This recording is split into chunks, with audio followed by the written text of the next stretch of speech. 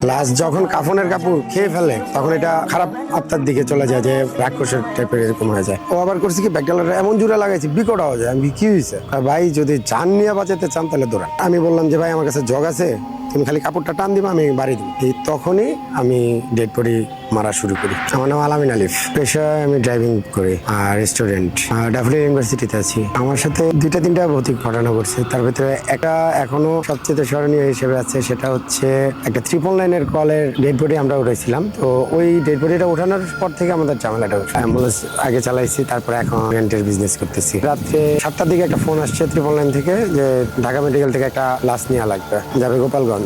তখন পদ্মা সেতুটা হয়নি, যাওয়ার সময় পুলিশ দিয়ে দিল কাগজ আর ঠিকানা দিয়ে দিল, লাশের সাথে কেউ নেই। আমি আমার এক ছোট ভাইয়া ছিল নাম হৃদয়, দুইজন একসাথে রওনা দিলাম। মাগরিবের পর রওনা দিছি। এটা পোস্তগুলো যাওয়ার পরে তখন রাস্তায় একটু ঝামেলা হয়েছে কি, হুট করে দেখলাম দুইজন। ও খেয়াল করতেছে বাট আমিও খেয়াল করতেছি। ও দেখতেছে একটা রাস্তা, আমি দেখতেছি দুইটা রাস্তা পোস্তগুলাতে। তো বলতে আলিফ ভাই কি হয়েছে? আমি এই রাস্তা তো দুইটা দেখতেছি, কি করবো? কই দুইটা দেখো, এই যে সোজা এক রাস্তায় তো না।